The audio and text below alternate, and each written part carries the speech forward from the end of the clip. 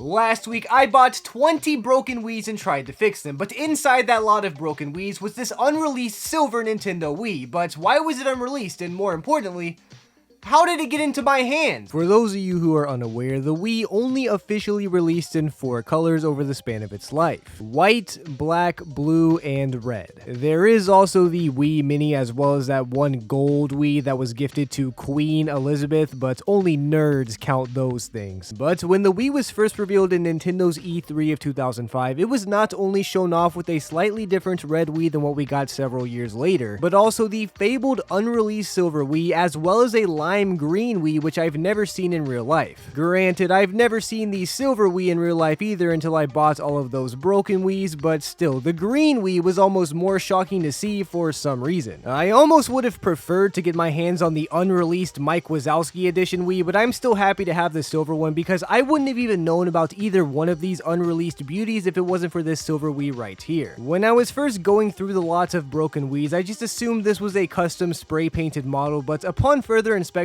I noticed that it was way too good to be spray painted. The buttons on the Wii were metallic, which I suppose still could have been custom made, but the fact that the Wii logo was still clearly on the bottom, as well as the labels for the power, eject, and reset, really had me thinking this was something else. So of course, like any human being, I simply googled Silver Wii console and was led to Nintendo's E3 of 2005 press conference when they first introduced the Revolution, as it was called back then. Watching this press conference back while making this video, I couldn't find the exact moment that all the different colored Wiis were shown, but I did find this trailer for the Wii from 2005 where we can see some lime green and silver Wiimotes being used, which also never released. There is a lot more footage of the lime green Wiimotes, but there's still a few shots of the silver ones once again, confirming its existence. Seeing people actually use the remotes also confirmed to me that these things must exist out there somewhere unless they were destroyed, and while I haven't gotten my hands on a matching silver Wiimote or a green Wiimote, this made me start thinking about how this could have been some employees or a friend of an employee's old Wii that still had the silver casing. Or maybe someone who worked at Nintendo just put the silver casing of one of the prototype Wiis that was being thrown away onto their own Wii. Either way, the possibility of this being the fabled unreleased Silver Wii was rising with every bit of research I did, along with my envy for not having the green one. That one is way cooler. I wish I had that one. I love Mike Wazowski. But why didn't these consoles release to the public anyway? Well, I think unfortunately the poor sales of the GameCube are to blame for that. The GameCube is one of my favorite consoles of all time due to its amazing library of games, but sadly it didn't sell very well despite being the most powerful console of that generation, meaning Nintendo was spending a lot of money on the technology and losing a lot of money on the lack of sales, which has caused the trend of Nintendo having lower spec consoles moving forward. So if you're ever thinking to yourself, man, why is the Switch so behind with technology? It's so laggy compared to the PS5 and Xbox One X. Just remember, it's all your fault for not buying the GameCube. Anyway, the reason I bring this up though is because the GameCube also had multiple different colored options, with silver being one of them. In the US, it was released with purple, black, and the fabled silver. There were also of course some changeable jewels for the top of it, but Japan got even more GameCube consoles with an orange Spice console, a red Gundam console, and even a green limited edition console, which are all beautiful. This also makes up all the colors for the rumored Wii releases. In fact, the Wiis are actually missing a concept image of a purple Wii, which is sad because a purple Wii would have been amazing. But regardless of all that, I think this is why Nintendo originally planned on releasing so many different colors of the Wii and then changed their mind. With the GameCube not selling well, they couldn't be so sure that the Wii would become as successful as we all know it eventually ended up becoming. There's no way it's a coincidence that there was a silver GameCube and an unreleased silver Wii, but there's still no way I got my hands on this thing, right? Especially not from a broken Wii lot, unless it was Reggie's old Wii and he broke it and then sold it for parts somewhere online, which I highly doubt. But the fact that it was so well done still bothered me, so I looked even deeper and took a peek into the serial number at the bottom of the Wii. The serial number starts with LJF. This is unusual for many reasons, which once again made me more convinced that this could be one of the fabled unreleased Wiis. I started researching these serial numbers on Wiis and found out that Japanese Wiis usually have LJH or LFJ, but neither of these are LJF. I assumed this meant it was Japanese anyways, since only Japanese serial numbers have a J in the beginning like that, which made me worried about trying the Wii with my American power supply, but luckily having a Japanese Wii in America with an American power supply is totally fine. If I was in Europe on the other hand and tried to plug this thing in, I would have fried the Wii due to the voltages and the power outlets being different there. Europe has 220 volt outlets, the US has 120 volts, and Japan has just 100 volts. Luckily, the difference between Japan's voltage and the US isn't big enough for me to completely fry the system, which is great news. And as far as I'm aware, both Japanese and US Wiis are designed for 110 volts, which makes them interchangeable as long as you're using the right cord for your country. So since I'm still in the US with US power outlets, I'd still want to use a US power cord on a Japanese Wii if I want to be safe, which I do. I mean, could you imagine getting an unreleased rare Wii and then immediately frying it? That would be awful. Anyway, after doing some more research on serial numbers, I did find a few Wiis from Japan with LJF serial number just like my Wii, but apparently they're extremely rare compared to LJH or LFJ, which once again made me more confident that this was some kind of prototype Wii. Unfortunately, when I got the Wii working and turned it on, it appeared to be completely factory reset, even prompting me to go through the Mii Maker tutorial when I opened up the channel. I say this is unfortunate because if it happened to be on one of the earliest day one updates, then it might have confirmed everything, but being factory reset doesn't really seem like evidence against it being a prototype either. Plus, to me, that makes it seem less likely that it's a custom job, because why would you go through the high effort of doing something like this and then have no data on your Wii? Like, it's factory reset and broken and custom? That just seems like an odd combination to me, but I guess it could still be possible that it's somebody's custom Wii and they just happen to do an amazing job. Either way, at this point, I decided I was keeping this Wii for myself, so if you're excited for the Whatnot streams I'm going to be doing in the future where I sell these Wiis to you, you definitely still should be, because I think I'm going to be selling more than just Wiis, but we'll keep that a surprise for now. Don't expect this Silver Wii to show up though, because I like this way too much to get rid of it. But the Wiis I am selling are going to have Mega Man 9 and 10 installed with all the DLC, as well as some other bonus games just for you guys as a thank you for watching this series. Also, if you somehow don't know what Whatnot is, use my sign up link down below and you get $15 for free to spend on whatever you want. It doesn't even have to be for me. Go buy a $10 video game that you like for free shipping using the $15 credit, and it's free stuff that will be delivered to your house, so go sign up. What are you doing? Unfortunately, if you guys know me well, you know I wouldn't just stop at this amount of research until I got a for sure answer. And as I kept researching prototype Wiis, how they possibly could have released to the public, and Silver Wiis, I came across a Reddit post that completely floored me. This right here is a Reddit post by u/awkwardhaley in the Wii Hacks subreddit, where she claims to have remade the prototype Silver Wii and shows off some pictures. This Wii looks exactly like the one I have, so suddenly all my hope for this being a legit prototype is completely out the window. Sure, there is still a very small chance that this was the prototype Wii, but Awkward Haley's recreation looks almost exactly like the one I have, so unless she did a flawless job, I'm now leaning towards the reality that this is just a custom Wii. Not to say that she couldn't do a flawless job, like, let's be real here folks, odds are not looking good in my favor. There is still a very small chance that this was the prototype Wii until I noticed a specific picture in this post that was one final nail in the coffin. A picture showing the serial number. Not only is this an LJF serial number, which is the rare one, but it's actually the exact same serial number as my Wii. Me and Awkward Haley have the exact same serial number, meaning this is her Wii. She made this prototype Wii at some point along the way it broke, and I assume she sold it for parts. The fact that it was modded in the post also explains why it was reset to factory default, since I'm not sure how it would come across to whoever she was selling it to for parts if it was modded. But what are the odds of getting this exact Wii from this exact Redditor? There are over 100 million Wiis that were made, so it's already a 1 in 100 million chance, or well, I guess 20 in 100 million since I bought 20 broken Wiis. By the way, speaking of that video, I do have an update on the Wii with the strange power issues. It turns out it was a software error, which I assume was caused by bit rot in the NAND. Normally something like this would be unfixable, and the biggest giveaway was when I went to the system settings, it said your files are corrupted and stopped me from doing anything. This is extra bad if you didn't know, because without the system settings you can't connect to Wi-Fi or see your Wii's MAC address or do anything you need to do to mod the Wii under normal circumstances. But I used another extremely obscure modding technique by using a hacked save file for Lego Indiana Jones, which let me install the homebrew channel. Then I backed up the NAND on another Wii, switched out the NAND with the other Wii after changing some keys with command prompt, uploaded the fixed NAND to this Wii, and the Wii was fixed. Now, not only does it fully work, allowing me to go into the system settings and stuff, but the power issues magically fix themselves forever no matter how much I test them, which is great. I'll go into a lot more details about this if this went over your head in another Wii Wednesday where I'm going to talk about Wii mods, but I just had to to share this update with you guys since it was so interesting. And if you haven't watched that video yet and have no idea what I'm talking about, go watch it. What are you doing? But anyway, it feels like the odds are even lower than 20 out of 100 million since this isn't just any one person's Wii. This is a Wii that was custom made, posted onto Reddit, and then somehow broke and made its way into a Broken Wii lot? I'm not a math guy, so maybe someone in the comments can figure out the exact percent chance of this insane event occurring, but I think it was less than 20 in 100 million. Well, you've heard it here first, guys. It turns out this Wii is not actually the unreleased 2005 E3 press conference Silver Wii, but it's actually Reddit user u/Awkward Haley's Wii, so...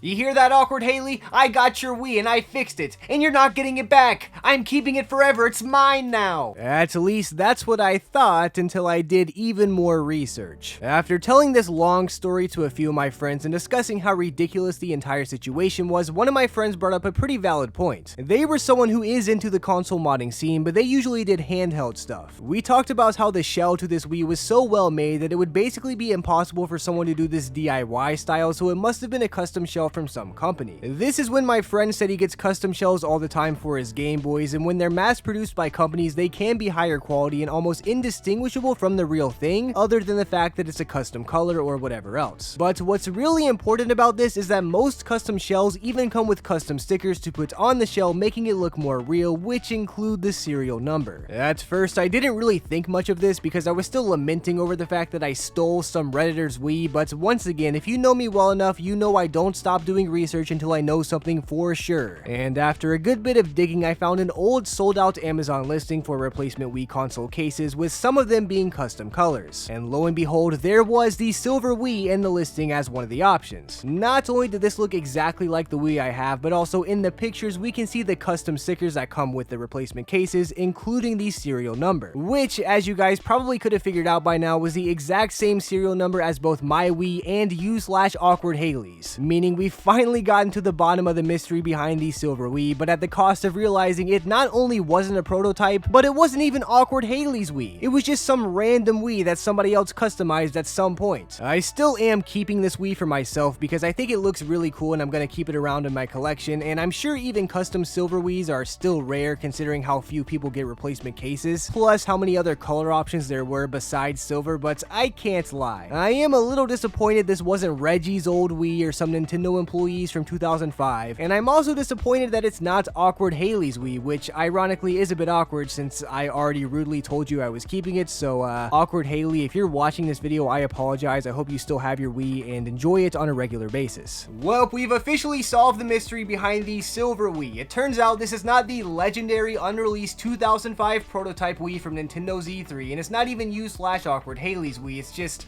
some random customized Wii that some guy made. It's probably even an American console and not even Japanese, but as always, I hope you guys enjoyed anyway, because I thought this was still a fun story and a cool rabbit hole to go down, and maybe it was even a fun history lesson behind all the unreleased variations of the Wii and the plans that Nintendo originally had for it. But more importantly, I also needed more time for next week's Wii Wednesday video, because last week's Wii Wednesday video got 100 likes, which means I'm gonna have to buy 100 broken Wiimotes and try to fix them.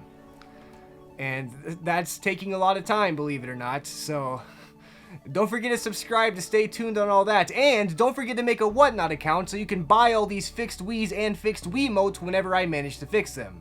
Well, if I manage to fix them. I've never even tried to fix a Wiimote before now, so this could be a very bad financial decision, but I'm blaming you guys. When the IRS comes after me, I'm gonna point my finger at you. That'll stop them, right? That'll stop my loan shark